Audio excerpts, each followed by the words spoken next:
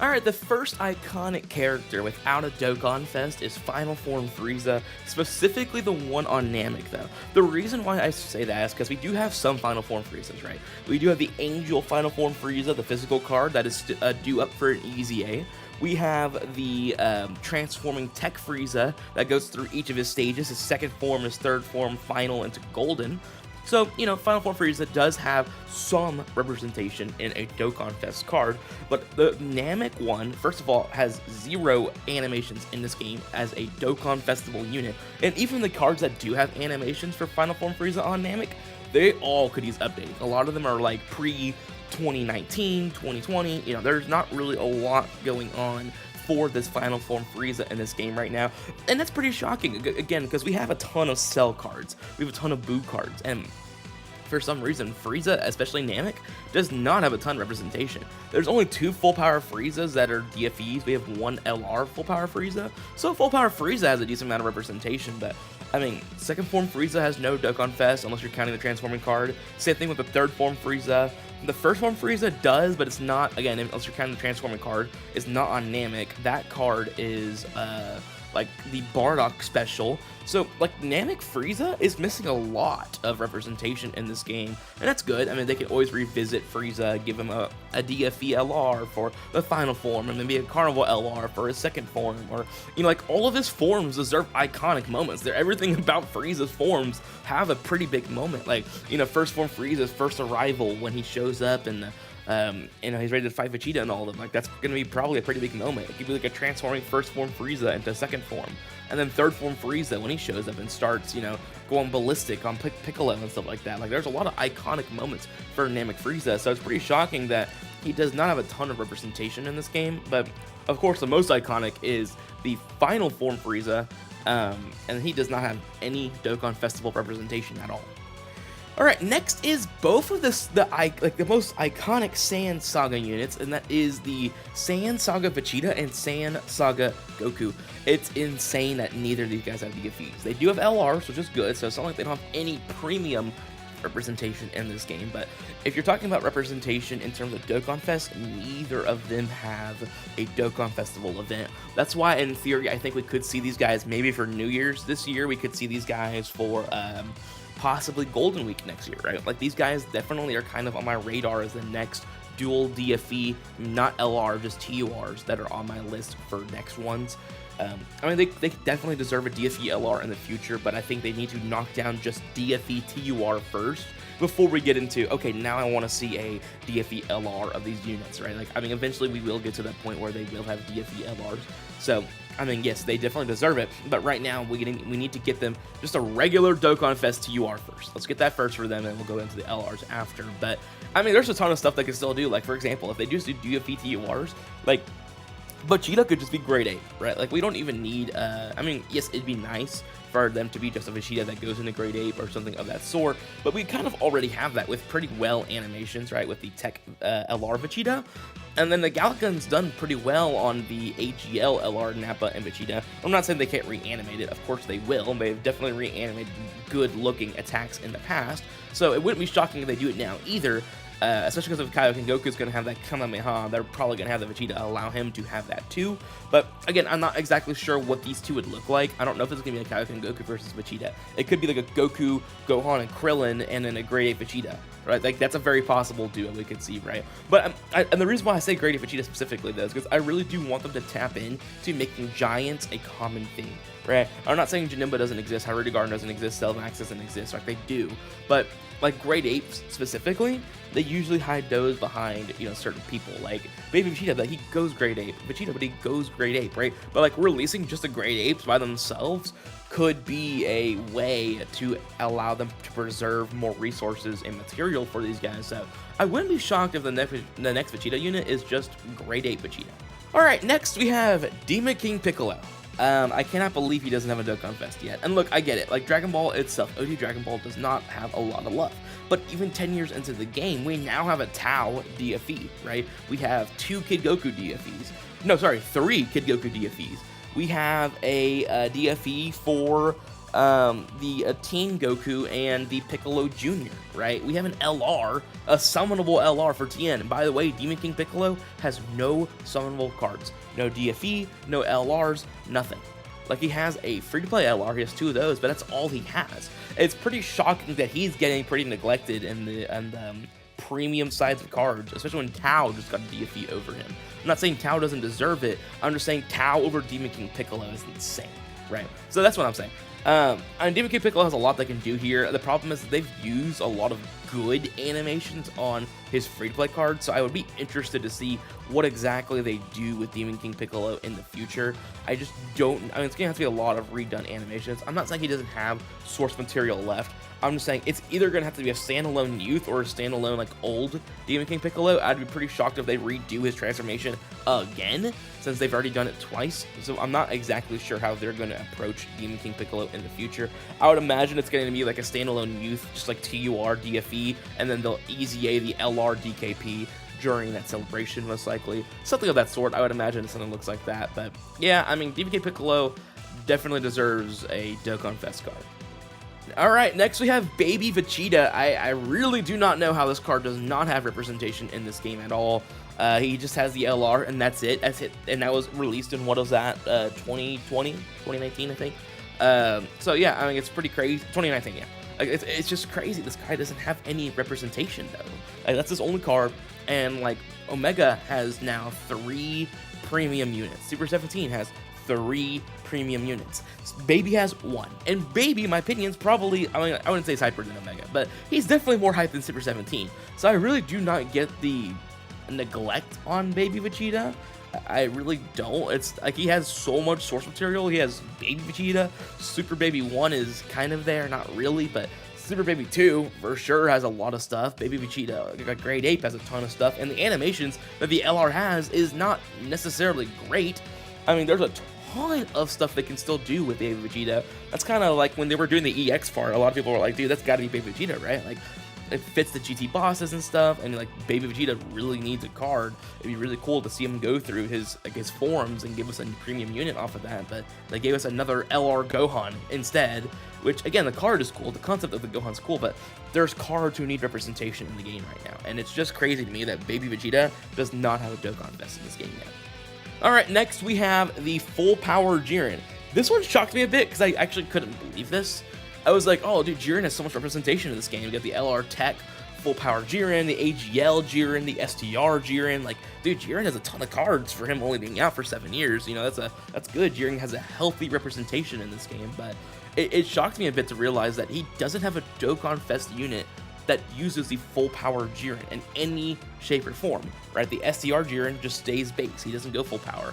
Of course, the LRs do represent the Full Power Jiren, but there's no Dokkanfest LR or just plain TUR Dokkanfest Full Power Jiren. And I would imagine the next time we see Jiren is going to be either a transforming Jiren, just DFE TUR, or a DFE LR Jiren with some kind of carnival UI Goku, something of that sort. I would imagine that's going to be coming fairly soon. I wouldn't rule that out in the near future. Especially because we got Tech UI, EZA coming soon, AGL Jiren, EZA is coming soon, so maybe something we see during the 12th anniversary or the 12th year Global Dokkan campaign.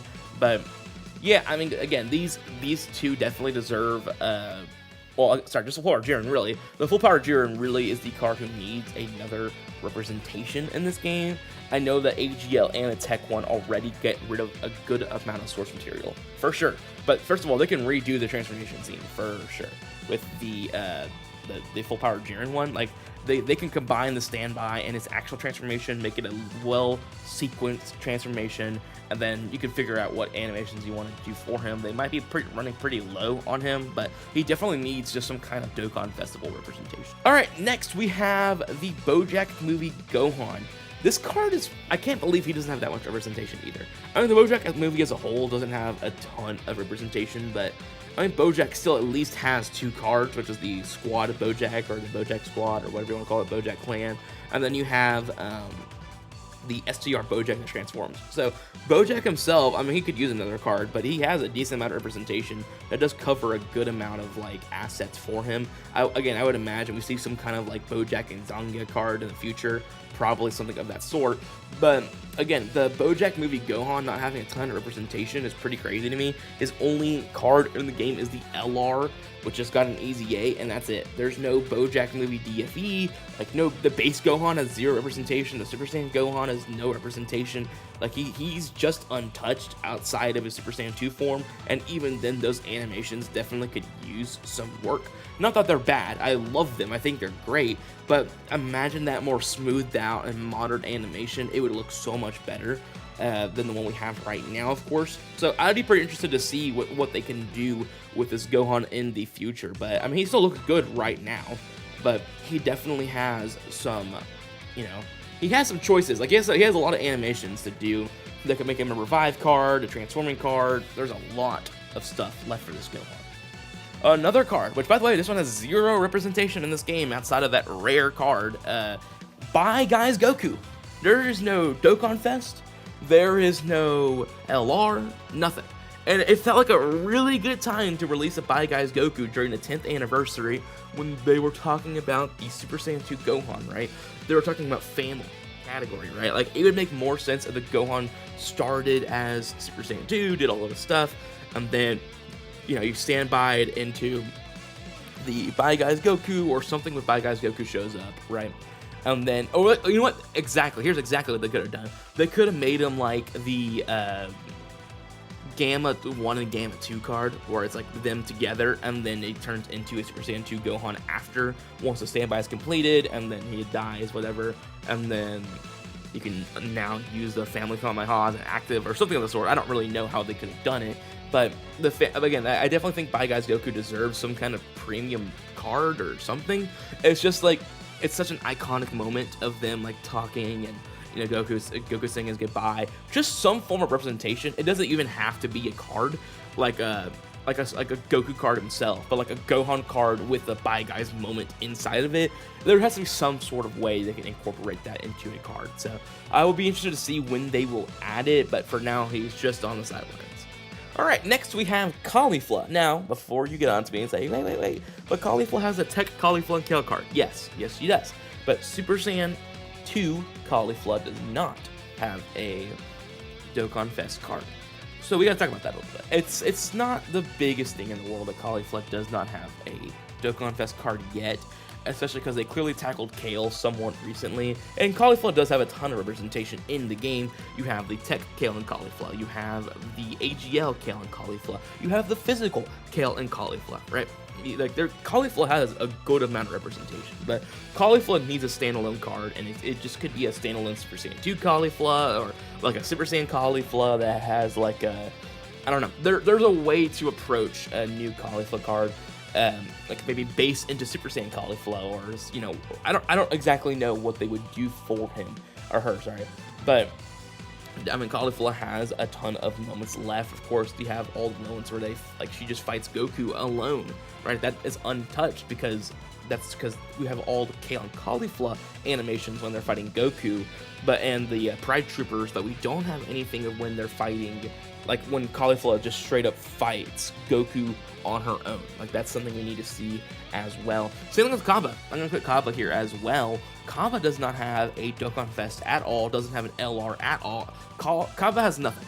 Kaba has actually nothing in this game, and there's 2 moments they could do for Kaba. They could do the Super Saiyan 1 moment when he's fighting Vegeta. That's a great card, just from base to Super Saiyan. Good Dokkanfest card right there. The next one you have is Super Saiyan 2 Kaba when he's fighting the bowling ball. I don't even know her name. I was going to call it the bowling ball, or the wrecking ball, whatever. But when he's fighting her, that allows Kaba to go Super Saiyan 2. That's another pretty good moment you could use as a Dokkanfest. But both of these two Universe 6 Saiyans have not been touched a ton. I mean, in the Dokkanfest realm, clearly. Caulifla has a ton of representation. But, yeah, I would imagine we're going to see these two become Dokkanfest in the near future. I would imagine probably Kaba gets his card first because Kaba has nothing, and then maybe we'll see a Caulifla.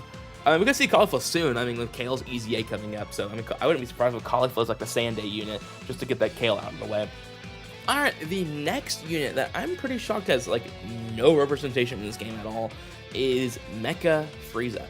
Mecha Frieza has no summonable LRs, no summonable TURs at all. Not even Dokkanfest, not Side Banner unit, nothing.